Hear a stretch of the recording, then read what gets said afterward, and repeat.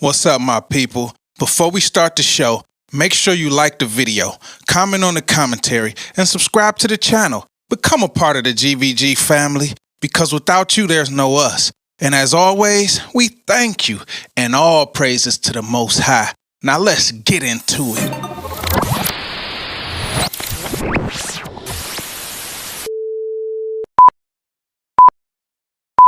What's up, everybody? It's your boy Hally back again, GVG Podcast, Detroit representative to the day that I die, East Side in the building and all that good stuff. What up, though? I hope everybody doing good out there. I hope today finds you blessed. I hope you're ready to learn and get some understanding and some peace and everything else in your life. You know how we do over here. We just trying to bring that truth and clarity to you as we get it. God versus gods, the true creator of all versus the little gods and deities that we serve and worship instead of him. From your husband to your wife, to the lotto, to the tarot cards, to the cosmos, to the horoscopes, to everything. To the little voodoo dolls, to the Egyptian deities, to whatever you worship instead of the true creator. Because if they were created, somebody had to create them. The one you don't know is the true creator. So we trying to get you closer to him day by day, week by week, word by word, lesson by lesson, blessing by blessing. We gonna do it. Y'all know how I do. I read my points and then I go off the fly. Today we're gonna do it a little different on this audio podcast. I'm gonna read a few Bible verses and then we're gonna get into it that way. So we've been doing Genesis. We've been talking about Genesis and how Genesis, if you read the word Genesis, if you look at it, the first word in it is gene or genes. So that's just the genetic makeup. What you are reading in Genesis is all genetic makeup. You have the human makeup. You have the serpent makeup. You have the angel makeup. You have the giant makeup. You have just go through it and look at all these different genetic codes that are in this chapter, in this book, I mean. So today we're reading Genesis 25. And I have verse 23, 24, 25, 26. 23 through 26. That's a tongue twister. And the creator is talking to Rebekah. And the Lord said unto her, 2 nations are in thy womb, and 2 manner of people shall be separated from thy bowels. And the one people shall be stronger than the other people, and the elder shall serve the younger. And when her days to be delivered were fulfilled, behold, there were twins in her womb. And the first came out red all over like a hairy garment. And they called his name Esau. And after that his brother came out, and his hand took hold on Esau's heel, and his name was called Jacob. And Isaac was 80 years old when she bare them. Yeah. This is one of the biggest debates going on right now. Oh, my Lord. Jacob and Esau. You talk to 10 different religions, you get 10 different things, 10 different answers, 10 different possibilities. It's crazy. My Israelite brothers believe that Esau is Edom, which the Bible states that. But they believe that the Edomites or the Edomites are the Romans, the Greeks, the Catholics. Basically, they just say they white people. Let's just call it what it is. Israelites believe that Esau are white people. Israelites believe that Jacob is the progenitor of the tribes, the black people, the Judahs, and you know the story. So you have a lot of Israelite brothers on the corner who always saying, yeah, I'm putting Esau in his place. They're basically trying to say they're putting white people in their place. So what's interesting to me is 2 nations are in thy womb, and 2 manner of people shall be separated. So this could mean the wheat and the tare. This could mean the Old Testament and the New Testament. This could mean black or white. It could mean the sinners and the saved. It could mean the bloodline of the creator and the bloodline of the serpent. There's endless perceptions and perspectives when you talk about this.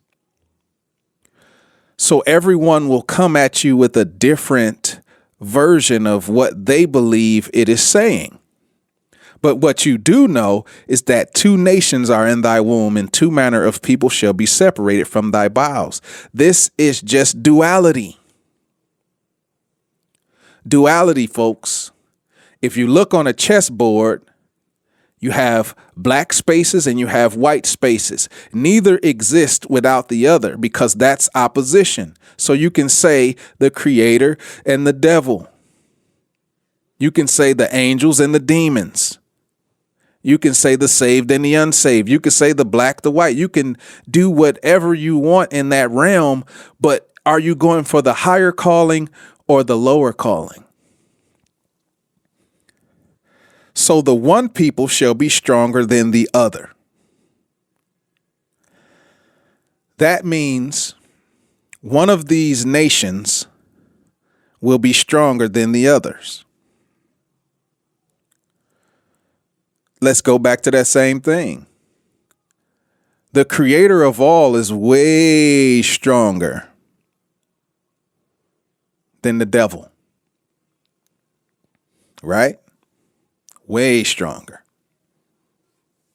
So in that regard, it could fit. The elder shall serve the younger. This is something that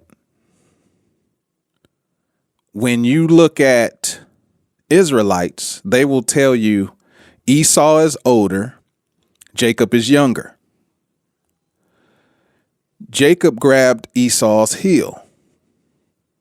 So they'll tell you Esau is the end of the world. Jacob is what cometh after.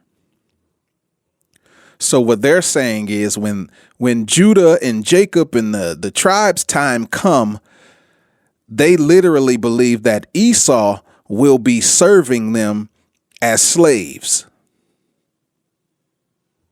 Because they're saying Esau enslaved us. And when the band come back, he gonna make y'all serve us. You either believe it or you don't, but this is what they believe. The one people shall be stronger than the other. This is a juvenile debate, I would say, because African Americans will tell you, well, we were slaves, so they bred us to be stronger. That's why we jump higher, run faster. That's why we dominate sports and football and basketball, and one of us can kill 5 of them. Like, this is how people think. But that's low vibration. That's low level. I'm going to say the 2 nations are spirit and flesh. You hear me? The Lord said unto her, 2 nations are in thy womb. 2 manner of people shall be separated from thy bowels. You are forever warring in war with your spirit and your flesh. I could be wrong, people. I'm not saying that I'm right. What I'm saying is when I read this, what pops up in my spirit and my Holy Spirit radar is spirit and flesh. Now, don't get me wrong. I believe some of the things that Israelites say. I believe some of the things that other people say.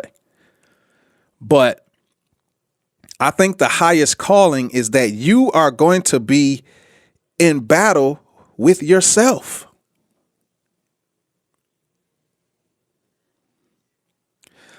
The spirit is older than the body. Now, one of these are stronger than the other.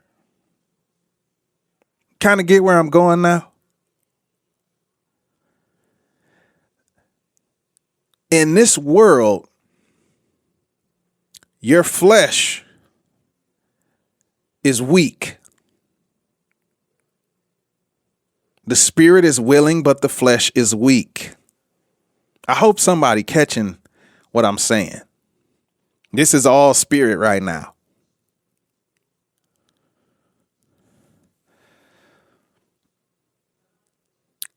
And when her days to be delivered were fulfilled, behold, there were twins in her womb.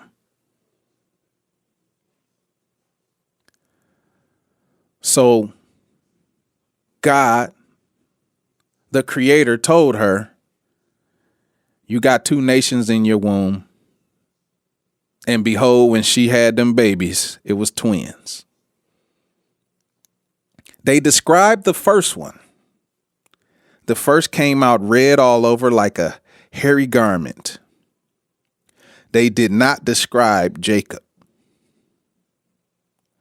They didn't go through any lengths to describe how Jacob looked, his height, his weight, any of that. Jacob must have been